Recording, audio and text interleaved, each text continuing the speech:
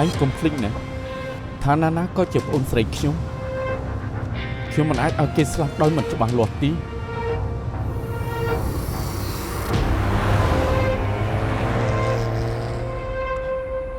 រូបថតនេះអាចជួយបកស្រាយឲ្យពួកយើងបានច្រើនជាងមុនពួកយើងអាចឃើញថាកសែងបង់កផ្កាក្នុងដៃឈៀវជពិនពិតជារបស់ឈៀវជីឡានមុនពេលស្លាប់ពិតមែនតែបញ្ហាត្រង់ថាឈៀវជពិនបានដុតកសែងបង់កនោះចោលបាត់ទៅហើយពួកយើងគ្មានវិធីបញ្ជាក់ថាកសែងបង់កនោះជាកសែងតែមួយនោះទេយ៉ាងហោចណាស់ក៏អាចប្តឹង Brian ថាមានបំណងបំផ្លាញផតតាំងវាអាចហៅត្រឹមថាជាចំណុចសង្ស័យទោះបីបញ្ជាក់ថាឈៀវជពិនពិតជាកាន់កសែងបង់កឈៀវជីឡានពិតមែនក៏អាចត្រឹមនិយាយថាពេលឈៀវជីឡានស្លាប់បានទៅកប៉ាល់តែមិនអាចបញ្ជាក់ថាពេលនោះឈៀវជពិនពិតជានៅទីតាំងនោះទេកាជីនអាចជាមេធាវីធំគួរតែដឹងច្បាស់ថាយកផុសតាំងអញ្ចឹងឡើងតុលាការមានតែធ្វើឲ្យចុងចោតមានប្រយោជន៍តែប៉ុណ្ណោះទេ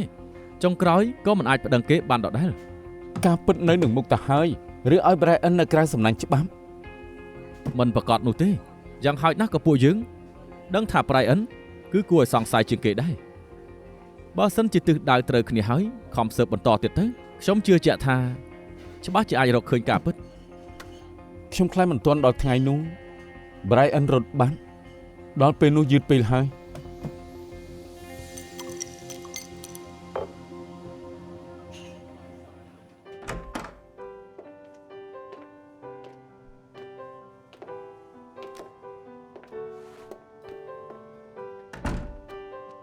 បងចាំថោនចង់បានផ្ទះធំបន្តិចនិងមានបង្អួចកញ្ចក់ធំមួយនៅចុងឲ្យដាំផ្កាជុំវិញទៀតម្យ៉ាងទីនេះក៏ស្ងប់ស្ងាត់ដែរក៏មានសាលាអន្តរជាតិល្បីឈ្មោះ2 3ដែរថ្ងៃក្រោយកូនអាចរៀនបានយ៉ាងងាយស្រួល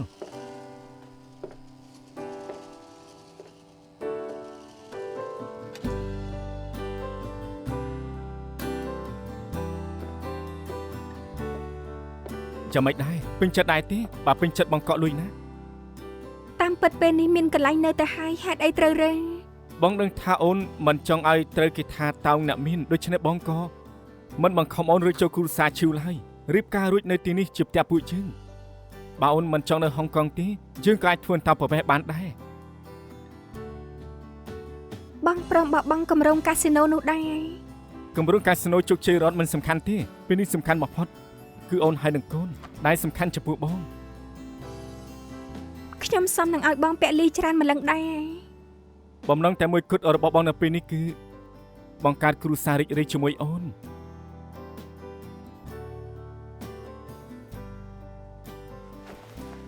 ទុកចិត្តចុះបងធានាថាថ្ងៃក្រោយអូនហើយនឹងកូនសប្បាយចិត្តមានក្តីសុខរាល់ថ្ងៃបើអូនមិនជឿទេ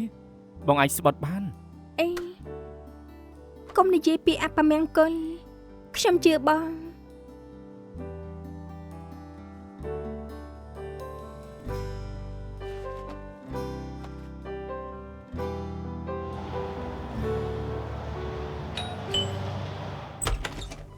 ឆាលិនឆាប់មកម្លេះបញ្ញាប់ជួបឯងនឹងណាឆាលិត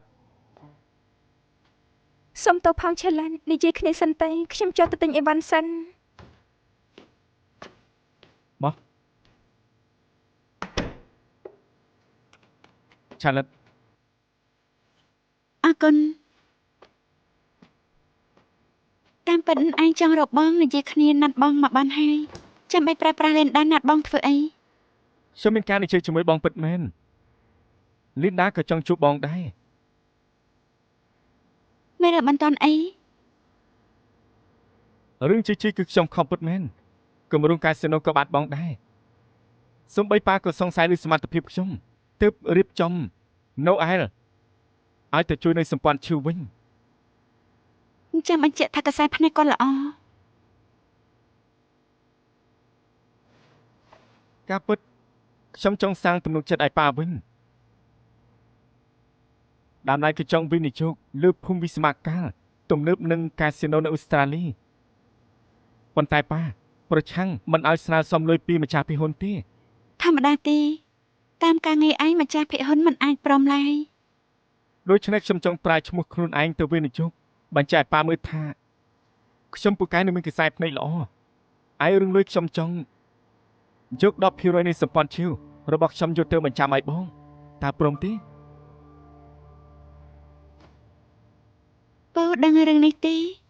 បងដឹងថាប៉ាគិតបែបណាលើបងគិតថាខ្ញុំប្រាប់គាត់អាចជួយព្រមដែរទេហើយម្យ៉ាងទៀតខ្ញុំចង់ធ្វើគម្រោងនេះឲ្យបានល្អសិន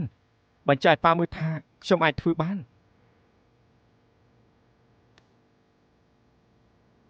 ចាស់ចង់ខ្ចីប្រមាណ 8,000 លាន 8,000 លាន ទុកចិត្តចុះខ្ញុំគិតរួចហើយភាគហ៊ុន 10% នៃសម្ព័ន្ធឈូមិនមែនតំណែងត្រឹមហ្នឹងទេ មែនតែក្នុងពេលដ៏ខ្លីខ្ញុំមិននឹងអាចមាន 8,000 លានឯងខ្ចី ឆាលិតនិយាយតាមត្រង់ចុះតាមតំណែងទំនងបងហើយនឹងរីអូថាមិនត្រូវសម្ព័ន្ធចៅក៏អាចចាប់អារម្មណ៍ដែរ ឯងមានមិត្តភក្តិខាងធនាគារច្រើនមិនរកពួកគេនិយាយគ្នា អាចធ្វើអញ្ចឹងបានមែនតែវាជាភាគហ៊ុនរបស់គ្រូសាឈូខ្ញុំមិនចង់ឲ្យធ្លាក់ក្នុងដៃអ្នកក្រៅទេឬតែមិនចង់ឲ្យប៉ាដឹង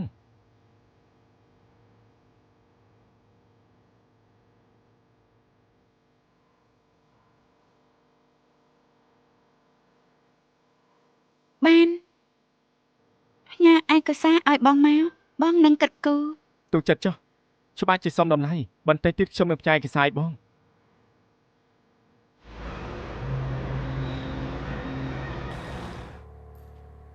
អរគុណ គម្រោងអភិវឌ្ឍភូមិវិស្វកម្មនៅអូស្ត្រាលីដែលនាងបានប្រាប់ខ្ញុំលើកមុនខ្ញុំបានសួរមិត្តភ័ក្តិនៅខាងនោះហើយដោយសារតែគម្រោងនេះជាប់ជាមួយនឹងកាស៊ីណូវាពិតជាមានសក្តានុពលពិតមែនម្យ៉ាងខាងរដ្ឋាភិបាលក៏ចង់រកសម្ព័ន្ធអន្តរជាតិមានសមត្ថភាពមួយចំនួនធ្វើជាដៃគូសហការដែរតែនាងថាគម្រោងនេះគឺ Brian ប្រើឈ្មោះគេដើម្បីវិនិយោគអញ្ចឹងពាក់ព័ន្ធអីនឹងសម្ព័ន្ធចៅខ្ញុំដែរទៅ និយាយទៅខ្ញុំចង់ប្រើឈ្មោះ LP ឲ្យ Brian ខ្ចី 8,000 លានធ្វើគម្រោងតែដោយសារបច្ចុប្បន្ន LP គ្មានលុយច្រើនដល់ម្លឹងដូច្នេះទើបខ្ញុំចង់យកដីឆុងអេហ្វានបញ្ចាំឲ្យសម្ព័ន្ធចៅឲ្យពួកលោកឲ្យ PLA ខ្ចីលុយហើយទើបឲ្យ Brian ខ្ចីលុយពី LP វិញ ហេតុអីនាងមិនចូលរួមវិនិយោគតែម្ដងទៅចាំបាច់ប្រើវិធីបត់បែនអញ្ចឹងឲ្យ Brian ខ្ចីលុយដែរ ព្រោះគម្រោងភូមិវិស្វកម្មនេះមិនសំខាន់ខ្ញុំឲ្យ Brian ខ្ចីលុយព្រោះចង់ឲ្យគេបញ្ចាំភាគហ៊ុន 10 លានភាគរយសម្ព័ន្ធឈាវឲ្យខ្ញុំ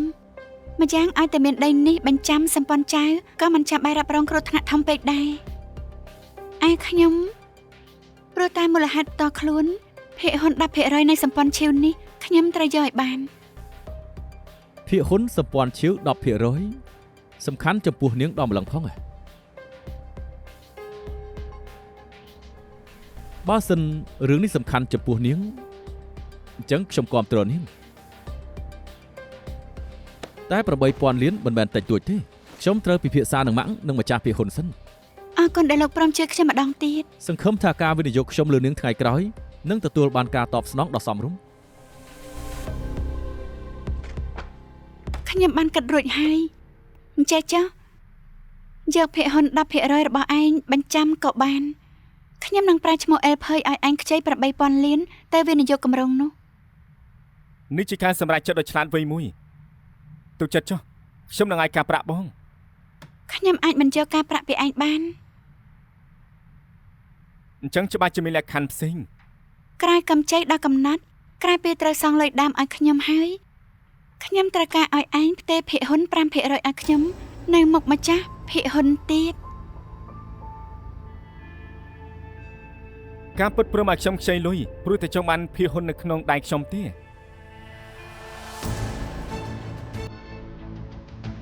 បងមាន 5% អំប្រុសមាន 30% បើថែមនីគីជាប្រធានមូលនិធិក៏អាចប្រើប្រាស់បាន 5% ដែរបើចូលពីខ្ញុំបាន 5% ទៀតបូកបញ្ចូលគ្នាគឺ 45% អញ្ចឹងភាគហ៊ុនមិនស្មើជាមួយប៉ាខ្ញុំទៅហើយទេតើមិនដែរទេ ខ្ញុំក៏ជាកូនចៅគ្រួសារឈាវចង់បានភាគហ៊ុនសម្ព័ន្ធឈាវថែមមានបញ្ហាអីម្យ៉ាងឯងក៏ថាដែរទោះខ្ញុំបាន 5% ថែមទៀតក៏បានត្រឹមស្មើពួកឯងតែប៉ុណ្ណោះមានអ្វីប៉ះពាល់ទេម្យ៉ាងពូជាអ្នកដឹកនាំក្រុមប្រឹក្សាភិបាលតាំងពីដើមសិទ្ធិនៅតែស្ថិតនៅក្នុងដៃពួកឯង ធម្មតាគឺអញ្ចឹងមែន Brian ខ្ញុំដឹងថាឯងគ្មានអារម្មណ៍ល្អលើខ្ញុំទេតែឯងបែរជាហាមាត់ខ្ចីលុយខ្ញុំក៏តែគ្មានបញ្ហាអ្វីផ្សេងទេមែនទេខ្ញុំជាក្តីសង្ឃឹមតែមួយគត់របស់ឯងហ៎ បើឯងមិនជឿខ្ញុំទុកថាខ្ញុំមិនបាននិយាយ នៃជប់សិនបានធ្វើតាមបងចុះក្រោយជោគជ័យខ្ញុំនឹងផ្ទេរឲ្យបង 5% វិញ អូខេ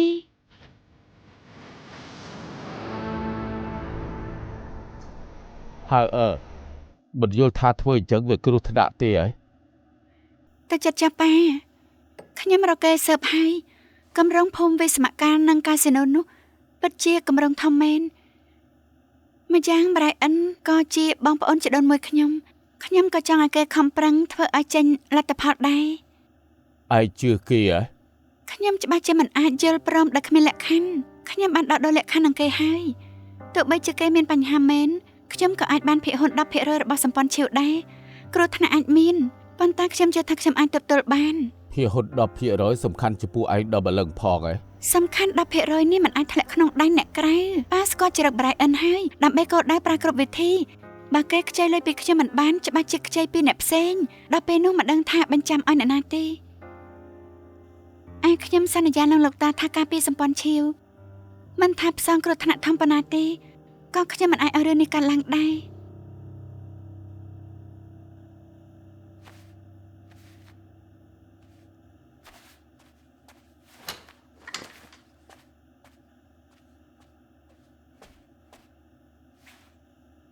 ហើយ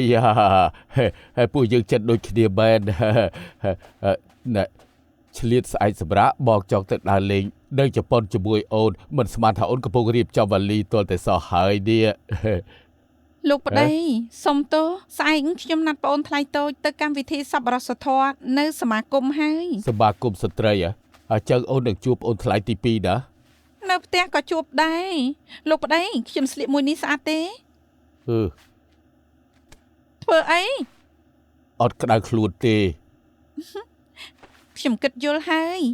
បើពួកយើងជាគ្រួសារតែមួយទៅហើយបើឆ្លោះគ្នាទៅវិញទៅមកដដែលមិនអញ្ចឹងសាមគ្គីគ្នាវិញល្អជាងដោយបងនិយាយអញ្ចឹងសំខាន់គឺប្រឈមមុខនឹងអនាគត អូនគិតអញ្ចឹងបានល្អហើយត្រឹមត្រូវណាស់បងពិតជាស្រឡាញ់អូនដល់ឈួតស្រឡាញ់អូនដល់ឈួត កម្មវិធីសប្បុរសលើកនេះពួកយើងចំណាយកម្លាំងច្រើនណាស់សង្ឃឹមថាចាស់ដែលមកដល់នឹងបានហូបដោយសប្បាយចិត្ត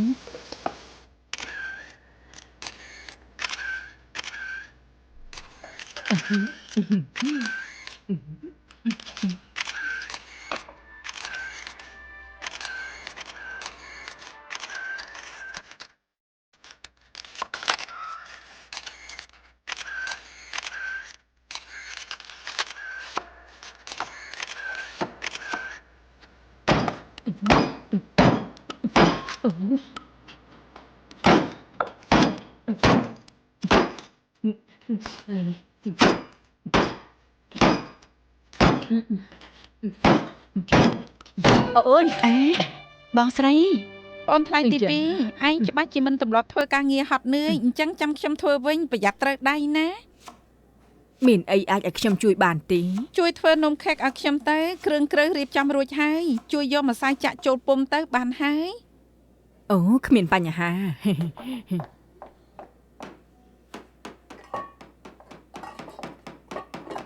បងថ្លៃមិនអីទេមិនក៏ជួយគាត់ មិនអីទេធ្វើរឿងសប្បុរសអ្នកធ្វើក៏ដូចគ្នាសំខាន់ជួយសន្សំបុណ្យឲ្យតកូលឈៀវ ចុះពីមុនគាត់ធ្វើអញ្ចឹងដាក់បងមិនខឹងគាត់ទេ កន្លងហួសហើយថ្ងៃក្រោយសាមគ្គីគ្នាទៅល្អជាង ក៏ត្រូវដែរអ្នកបងចិត្តតលីពិតមែនគ្រួសារឈៀវសំណាងណា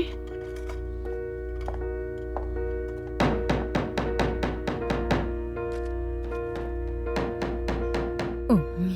មិនស្មានថាហត់អញ្ចឹងសោះ រវល់មកព្រឹកអញ្ចឹងច្បាស់ជាហន់មិនអញ្ចឹងចាំខ្ញុំម៉ាសាច្បាច់ស្មាឲ្យ អូ ចុះ មិនបាច់ទេចាំខ្ញុំទៅឲ្យគេម៉ាសាវិញ មិនបានក្រោយធ្វើការងារអីរួចត្រូវឆាប់ទាញវាឲ្យទាន់ពេលទើបមិនជាប់សរសៃបើទុកយូរអាចនឹងធន់ធោបានចាំខ្ញុំជួយចុះ អញ្ចឹងរំខានហើយ រឿងថាសុខភាពសម្រាប់អ្នកបងចេះជាងគេ ព្រោះខ្ញុំធ្លាប់ធ្វើជា model ប៉ុន្តែនិយាយទៅដល់រឿងនេះប្រៀបមិនបានប្អូនថ្លៃទី2និងប្អូនថ្លៃតូចទេជាពិសេសស្បែកប្អូនថ្លៃទី2ពេលមើលចិត្តគ្មានរុនរោមទេ ត្រូវ ត្រូវ ហើយ ស្បែកស្អាត ពិតមែ ស្បែក ន ស្អាត អាយ៉ា ណាស់ មិនបាច់ច្បាច់ទេអង្គុយផឹកតែមក វ៉ាមើលទៅពួកយើងហើយអ្នកបងចេញមកត្រូវម៉ាច់ពេលមកជួបគេអារម្មណ៍ល្អច្រើនជាងមុន ប្អូនថ្លៃនិយាយត្រូវមិនអាចនៅផ្ទះពេញមួយថ្ងៃមែនមិនអញ្ចឹងអាទិត្យក្រោយខ្ញុំអញ្ជើញគ្រប់គ្នាទៅកប៉ាល់ប្តីខ្ញុំធ្វើផាធីនៅលើកប៉ាល់មួយអើយល្អល្អចាំប្អូនថ្លៃទី2វិញ ក៏ល្អដែរពួកយើងចេញទៅសប្បាយជាមួយគ្នាទៅ ច្បាស់ជាសប្បាយ ឲ្យរបាញ់ចឹងមកខ្ញុំប្រើកើតដែរហ៎ ហេ បងថ្លៃបាយជជូនអំណោយអូនណា មែនហើយប្រហែលជាគេដឹងថាស្រីស្រីក្នុងគ្រួសារឈៀវអ្នកណាធំជាងគេហើយអូគេមិនសូវល្ងងទេ បើគេមិនប្រកាន់ពិតជាល្អហើយយ៉ាងហោចណាស់បងអាចគ្មានបញ្ហាជាមួយនឹងបងប្រុស ទុកចិត្តចោះខ្ញុំមិនល្ងងឡើយបើគេចង់លេងល្បិចគ្រាន់តែមើលក៏ខ្ញុំដឹងថាគេចង់ធ្វើអីហើយ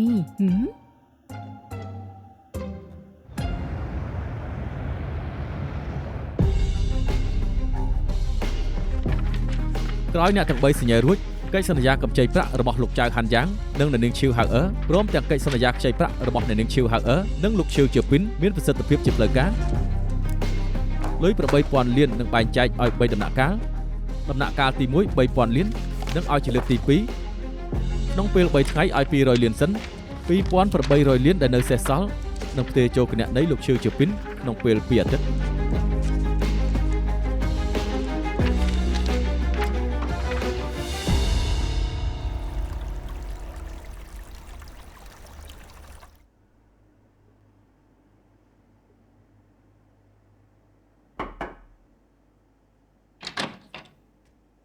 អ្នកម៉ាក់ឆុងតែចាំខ្ញុំមកវិញអញ្ចឹងច្បាស់ជានឹកខ្ញុំស្លាប់ហើយ ថ្ងៃនេះអញចុះកិច្ចសន្យានឹងឆលិតហើយហ៎ ចុះហើយ ហើយម៉ាក់ក៏ខានជួបគេយូរដែរគេសុខសប្បាយទេ សុខសប្បាយអត់មែនទេគេទៅទៅសម្ព័ន្ធឈើវិញការងាររវល់ខ្លាំងណាស់គេឲ្យខ្ញុំមកសួរសុខទុក្ខម៉ាក់ដែរ គេជាស្រីល្អម្នាក់ត្រូវហើយឯងមាននិយាយនឹងគេថាពេលណារៀបការទេ តាមពិតពួកយើងសិតតែពេញចិត្តនឹងតំណាក់តំណងនៅពេលនេះខ្លាំងណាស់បូកថែមទាំងគេទើបធ្វើជា CEO ខ្ញុំចង់ចាំឲ្យការងារគ្រប់យ៉ាងនឹងណសិនហើយចាំនិយាយរឿងរៀបការជាមួយនឹងគេ ឯងភ្លេចថាសន្យាអ្វីនឹងម៉ាក់ហើយហ៎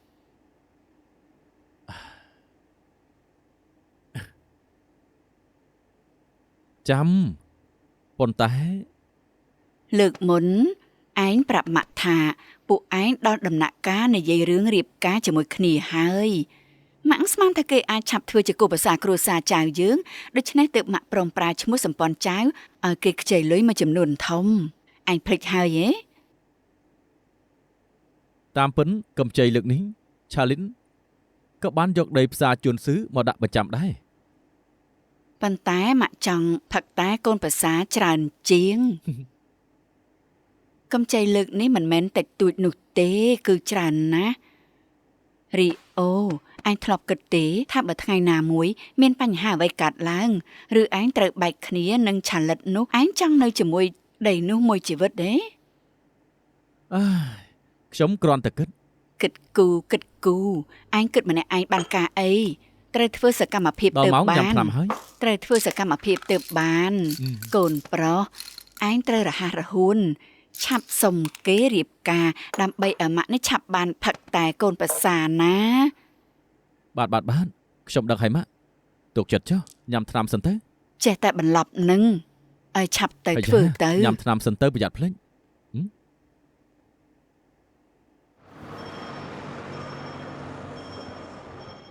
និយាយគ្នាហើយណាយប់នេះមិនស្វឹងមិនទៅវិញទេ គ្មានបញ្ហាកំដរលេងដល់មេភ្លឺក៏បាន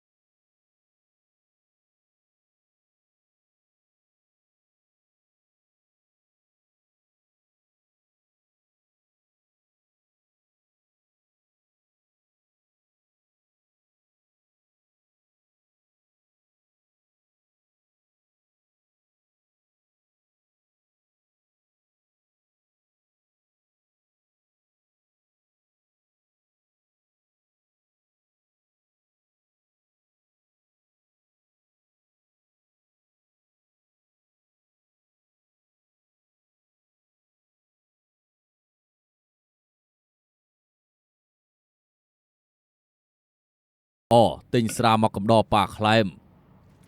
តាមពិតមករៀបរាប់ទុកសោកឯងសោះអើយអូ ខំដានទៅ អើយថ្មិញពុកនេះប្រហែលជាត្រូវរកពេទ្យហើយ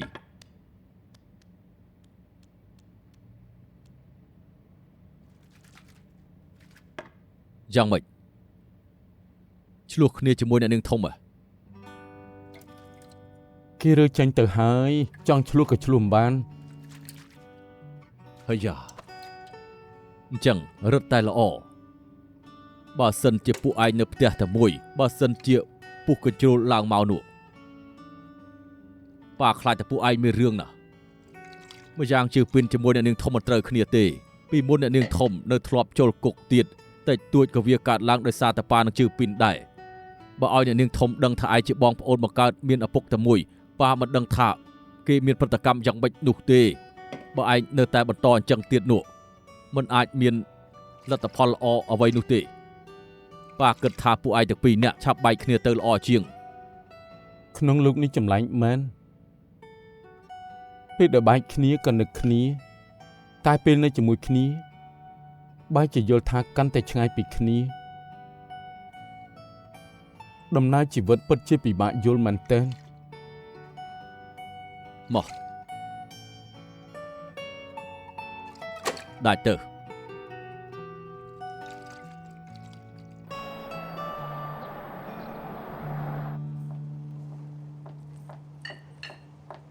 សុំទៅផងអ្នកមីងចៅមិននេះប្រជុំទៅមកយឺតមិនអីទេយ៉ាងម៉េចមានអីចង់សួរខ្ញុំម៉េខ្ញុំស្មានថារីអូនៅដែរ គឺខ្ញុំមានបំណងមិនហៅគេមកឯងគួរតែធ្លាប់ឮពីវិធីគូររូបដែលទុកកន្លែងសចោលមែនទេលោកតាធ្លាប់ថាការទុកកន្លែងសក្នុងគំនូរគឺចង់ឲ្យអ្នកមើលមានការសម័យកាន់តែធំជាព្រំដែនមួយនៃការគូរគំនូរទុកកន្លែងសវាពិតជាតាក់ទាញមនុស្សតែបើក្នុងទំនាក់ទំនងទុកកន្លែងសដែរមិនមែនជារឿងល្អឡើយមីងចៅចាំបានន័យថារីអូមានចំណុចខ្វះខាតមួយគេចូលចិត្តយករឿងគ្រប់យ៉ាងដាក់នៅក្នុងចិត្តរាល់លើកសួរគេកើតគេឆ្លើយលិចត្រូវឲ្យអ្នកផ្សេងទាយរហូតដូចជារឿងដែលខ្ញុំសួរគេថាមាននិយាយរឿងរៀបការនឹងឯងឬក៏អត់គេមិនបានឆ្លើយដោយត្រង់ចម្លើយទេរឿងរៀបការយ៉ាងម៉េចកុំប្រាប់ខ្ញុំថាគេមិនបាននិយាយរឿងនេះនឹងឯងណា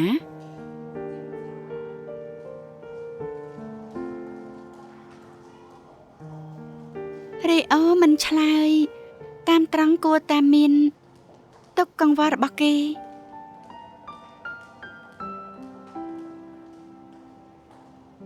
ខ្ញុំការរៀបការមិននៅក្នុងគម្រោងខ្ញុំឡើយ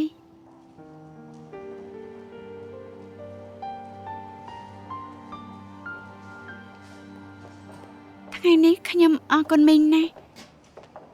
ឆ្នាំនេះមានក្តាមធំពេលថ្ងៃទៀតអញ្ជើញអ្នកមីងទៅប៉ោះលើស៊ឺភ្លក់ធ្វើដៃចុងភៅពួកយើងចុះថ្ងៃក្រោយចាំគិតទៀតហ៎អ្នកមីងកាត់អីហ្នឹងហ៎ហើយឡានពេទ្យមិត្តភក្តិខ្ញុំប្រហែលជាមានជំងឺ stroke ឆាប់ឡើងអ្នកមីង ដោយសារអ្នកស្រីចៅគឺស្ទះសរសៃឈាមទើបផ្លាយទៅជាអញ្ចឹងសំណាងអ្នកនាងឈៀវបានប្រាប់បុគ្គលិកឡានសង្គ្រោះមុនពេលអាចខាងមន្ទីរពេទ្យរៀបចំបានរួចរាល់ឆ្លងកាត់ការសង្គ្រោះស្ថានភាពអ្នកស្រីចៅគឺអាចនឹងនៅបានហើយណា អរគុណគ្រូពេទ្យ ថ្នាំស្ពឹកគួរតែអស់ប្រសិទ្ធភាពហើយពួកលោកគួរតែចូលទៅមើលគាត់បានណា អីហើយកុំបារម្ភពេក លើកនេះសំណាងមាននាងមិនអញ្ចឹងមិនដឹងធ្វើយ៉ាងម៉េចនោះទេ ព្រោះតែពីមុនពេលលោកតាខ្ញុំមិនស្រួលខ្លួនខ្ញុំក៏ឆែកឯកសារជាច្រើនស្រាប់តែនិយាយមិនកើតឬនិយាយមិនច្បាស់អាចជាអាការៈជំងឺ stroke ខ្ញុំគ្រាន់តែទាយដែរ ម៉ាក់ខ្ញុំច្បាស់ជាភ្លេចញ៉ាំថ្នាំឲ្យទៀងពេលទៀតហើយអស់ត្រូវហើយមិនក៏នាងហូបអីជាមួយនឹងម៉ាក់ខ្ញុំអញ្ចឹង គឺអ្នកមីងណាត់ខ្ញុំ គាត់ណាត់នាង កុំតានិយាយច្រើនអីចុះទៅមើលម៉ាក់លោកសិនទៅ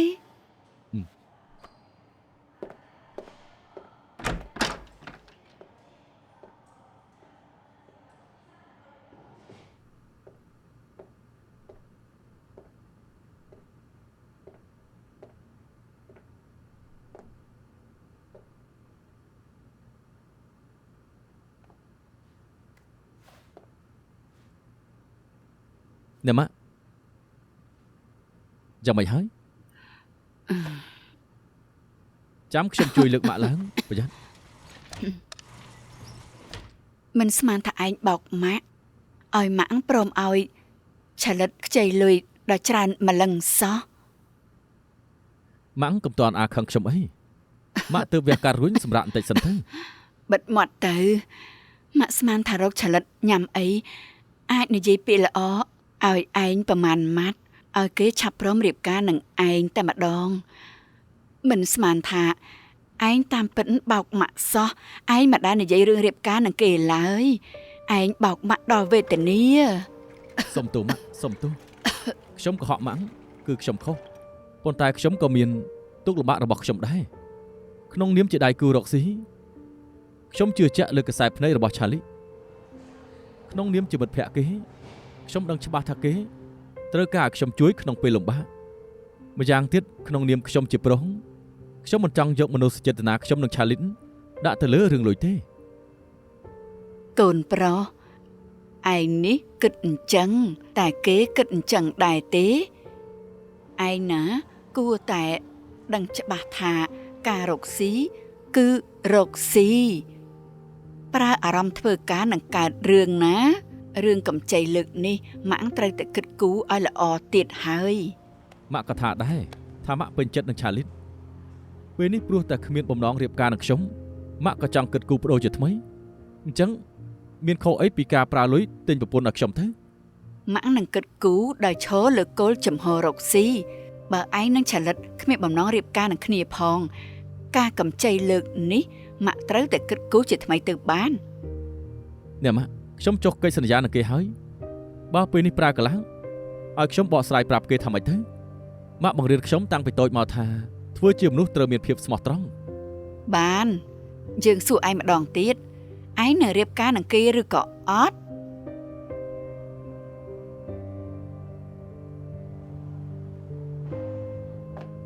ណាមីងចៅខ្ញុំគិតថាមីងច្រឡំពីន័យរបស់ខ្ញុំហើយ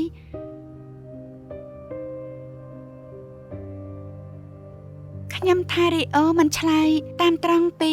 សំណួររឿងរៀបការអាចមកពីគេមានទុកកង្វល់តែតាមពិតទុកកង្វល់គេនោះគឺជាបញ្ហាខ្ញុំបញ្ហាឯងខ្ញុំក៏ប្រាប់មីងដែរថាការរៀបការមិននៅក្នុងគម្រោងខ្ញុំមីងប្រហែលជាដឹងហើយថាពីមុនខ្ញុំមានរឿងកាត់ឡើងខ្លះពិបាកណាស់ទើបខ្ញុំអាចអភិវឌ្ឍនៅបណ្ដាំលោកតាបានហើយខ្ញុំក៏ទើបតែមានឱកាសបង្កើតការរកស៊ីខ្លួនឯងខ្ញុំគ្មានពេលនិងកម្លាំងទៅគិតពីរឿងផ្សេងទេចុះពាក់ព័ន្ធអីនឹងរីអូព្រោះតែរីអូគេគោរពការសម្រេចចិត្តរបស់ខ្ញុំ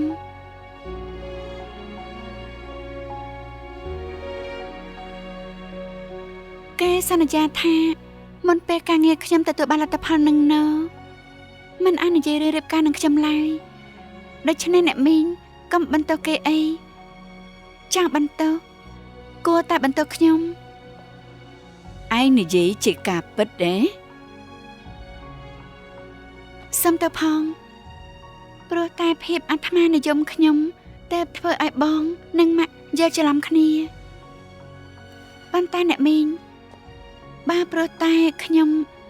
មិនតាន់អាចរៀបការនឹងរីអូហើយត្រូវរំសាយការកម្ចីលើកនេះខ្ញុំក៏អាចយល់បានដែរសំខាន់ខ្ញុំមិនចង់ឲ្យអ្នកទាំងពីរមានបញ្ហានឹងគ្នារីអូឯនេះប៊ីតនាំទុកឲ្យម៉ាក់នេះសម្រាប់ចិត្តខុសហើយណាឆាលិតនិយាយត្រូវកម្រណាស់ទើបមានឱកាសបង្កើតការរកស៊ីរបស់ខ្លួនឯងมันអាចព្រោះតែរឿងស្នេហាធ្វើឲ្យខកឱកាសធំចឹងនោះទេបារីអូសន្យានឹងឯងថាមុនការងារឯងមានលទ្ធផលនឹងណមិនរំលឹករឿងរៀបការទៅហើយអញ្ចឹងក្នុងនាមខ្ញុំជាម្ដាយក៏មិនអាចឲ្យកូនខុសសម្ដីដែរម្យ៉ាងឯងនៅជាអ្នកមានគុណជួយជីវិតខ្ញុំទៀតពេលណារៀបការប្រកួតឲ្យពួកឯងជាអ្នកសម្រេចចិត្តទៅចុះថ្ងៃក្រោយខ្ញុំលែងសួរទៀតហើយអរគុណដែលមីងយកយល់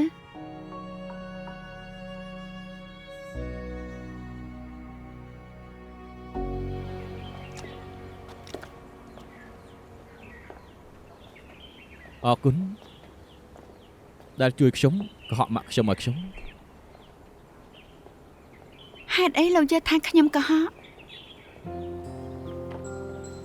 អ្វីដែលខ្ញុំនិយាយមិញនេះគឺសុទ្ធតែជាការពិតទី1ពេលនេះគឺខ្ញុំគ្មានកម្រងរៀបការពិតមែនទី2លោកក៏មិនបាននិយាយរឿងរៀបការនឹងខ្ញុំដែរទី3បានអ្នកមីងចង់រំសាយនៅការកំចៃនោះខ្ញុំក៏យល់ដែរហេតុអីលោកបោកម៉ាក់លោកខ្ញុំមិនដឹងទេខ្ញុំគ្រាន់តែទាយប៉ុណ្ណោះទេមិនទុកជាការកុហកនោះឡើយ អើយលឺនាងនិយាយអញ្ចឹងខ្ញុំមិនដឹងថាគួរសប្បាយចិត្តឬខកចិត្តនោះទេ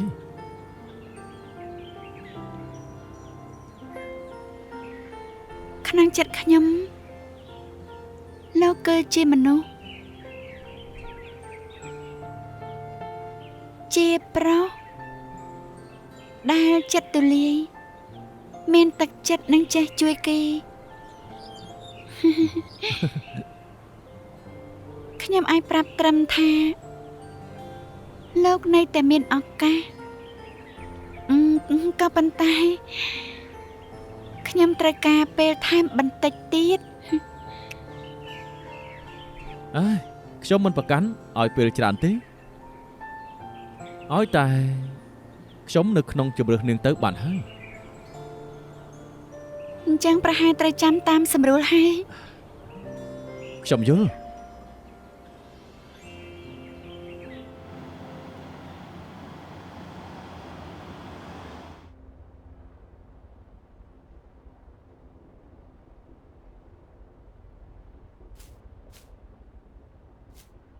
ឯងដឹងទេថាឯងមានទម្លាប់មួយពីតូចមកពេលដែលឯងស្ទាក់ស្ទើរឯងតែងតែញាក់ចិញ្ចើមមែនទេខ្ញុំមិនចាប់អារម្មណ៍រឿងរៀនសូត្រនិងការងារម៉ាក់យល់ថាស្រួលសម្រាប់ឯងម៉ាក់ថារឿងស្នេហាគឺពិតជាពិបាកគិតណាស់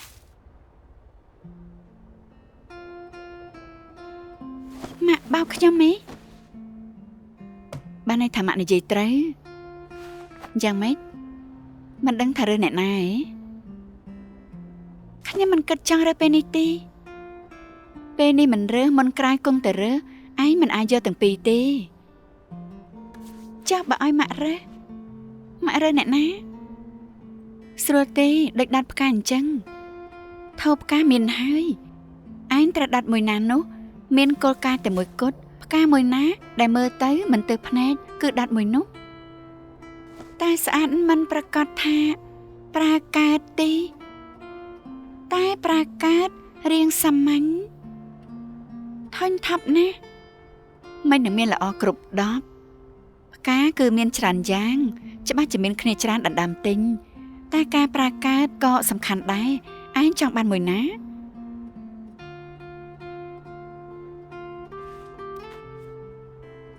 ពេលនេះមិនតាន់ដល់វេនខ្ញុំរើសទេ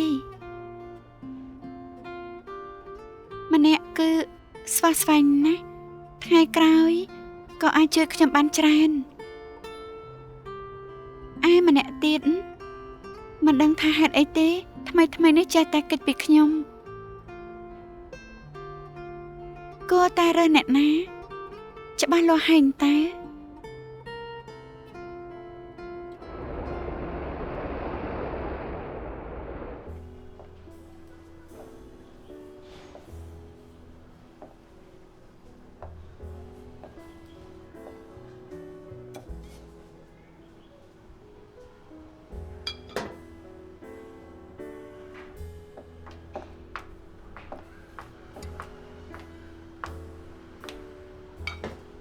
ណែ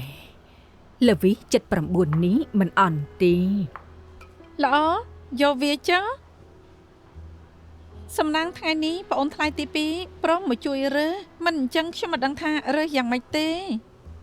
ចាំមែនហើយឃ្លាំងស្រាបងថ្លៃមានស្រាល្អច្រើនទៅរើសពីបិដបទៅបានហើយចាំបាច់ចេញមកទិញធ្វើអី បើមិនប្រយ័ត្នយកស្រារាប់សិបម៉ឺនរបស់គាត់មកផឹកអស់ច្បាស់ជាត្រូវជេរ ចេញមករៀនសូត្រពីបងអូនថ្លៃល្អជាងណោះ ឆ្លាតហើយចង់រៀនអញ្ចឹងបានចាំ ខ្ញុំបង្រៀន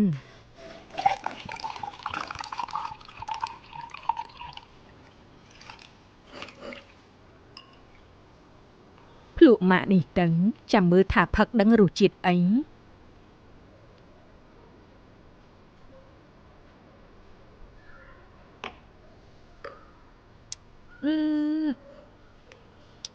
ពេលចូលមាត់ដំបងរៀងមានក្លិនដែរហើយក៏រៀងល្វីងក្រោយមកទៀតក៏រៀងជូរអែមពេលនេះមានក្លិនផ្លែឈើតែដូចជាមិនមែនផ្លែឈើស្រស់ទេគឺផ្លែឈើសម្ងួត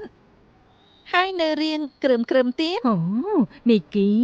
មិនស្មានថាពូកែភ្លក់អញ្ចឹងសោះអាចដឹងពីរសជាតិគ្រប់យ៉ាងរបស់ម៉ាក់នេះ ភ្លក់ស្រាដូចជារាប់អានមិត្តភ័ក្តិអញ្ចឹងมันអាចមើលតែសម្បកក្រៅទេត្រូវភ្លក់តាមសម្រួលទើបអាចដឹងរសជាតិល្អអាក្រក់នៅក្នុងនោះប្អូនថ្លៃទី2មើលទៅខ្ញុំត្រូវរៀនតាមប្អូនថ្លៃជាច្រើនទៀតទើបបាន ស្រាថ្មីមានកម្រិតរបស់ស្រាថ្មីស្រាយូរឆ្នាំមានភាពឆ្ងាញ់របស់ស្រាយូរឆ្នាំសំខាន់មើលលើអ្នកផឹកថាចេះសរសើរនិងចូលចិត្តឬអត់ ប្អូនថ្លៃនិយាយត្រូវជប់លៀងយប់នេះយកទាំងចាស់និងថ្មីផឹកជាមួយគ្នា ឈី ជា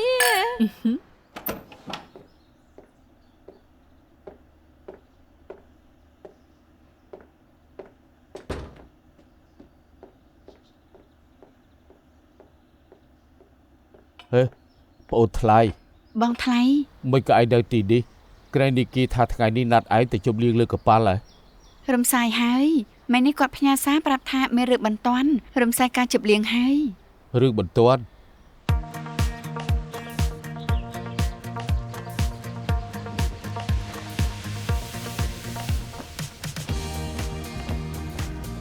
មិនដឹងថាពួកជាពីរមកឬនៅទី ឡើងកប៉ាល់មើលទៅ បាន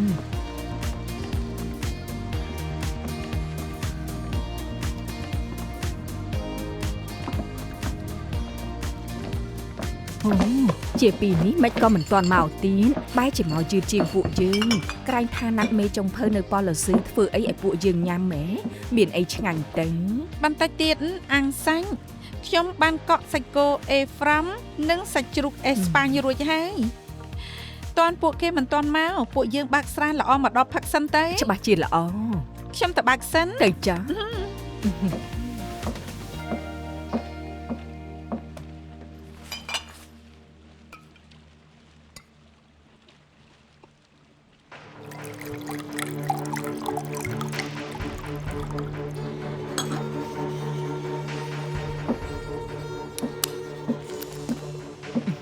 ណែ អរគុណ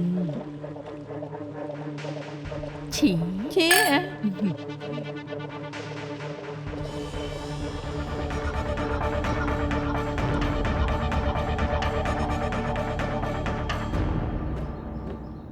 ចាំមិនហើយ ហើយយ៉ាងមិនដឹងសុកនីគីក៏បិទទូរស័ព្ទអញ្ចឹង ទូរស័ព្ទម៉ាក់ធំក៏បិទដែរ ហ៎ ម៉េចក៏ចម្លែកម្លេះព្រឹកមិញឃើញបងថ្លៃចេញទៅជាមួយនឹងបងស្រីតា ពួកគេពីរនាក់ចេញទៅជាមួយគ្នា មែនហើយពួកគាត់នៅសើចជាមួយគ្នាដូចជាបងប្អូនទៀត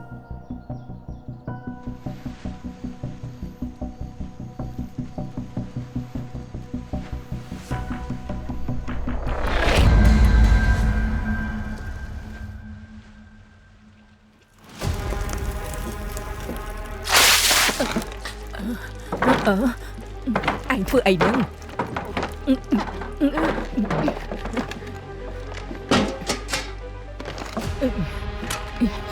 ឯងដាក់ថ្នាំក្នុងស្រាមែនទេហ៎ជូលីឈីឯងចង់ធ្វើអី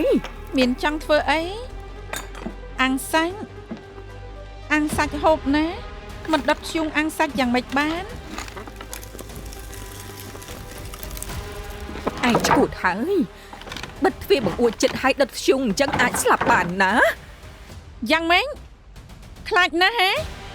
ឆ្នាំនោះឯងធ្វើឲ្យប៉ាម៉ាក់យើងដុតធ្យូងសម្រាប់ខ្លួនពេលនោះយើងទៅអាយុ8ឆ្នាំមិនគួរឲ្យខ្លាចជាងឯងទេហ៎ ឯងនិយាយស្អីយើងធ្វើបាបប៉ាម៉ាក់ឯងតាំងពីពេលណា ភ្លេចហើយហ៎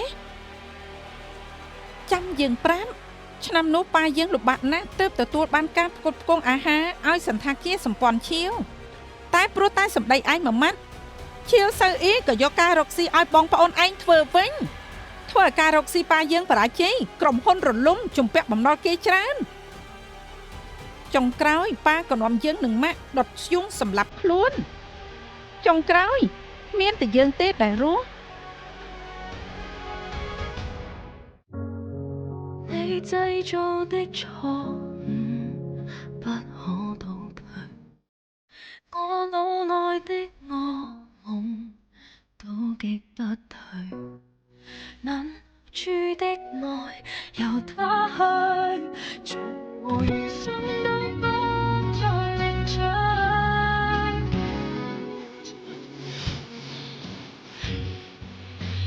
為廢接受已永遠被撕出，為情而有的真，其力有的自私，深刻就直接。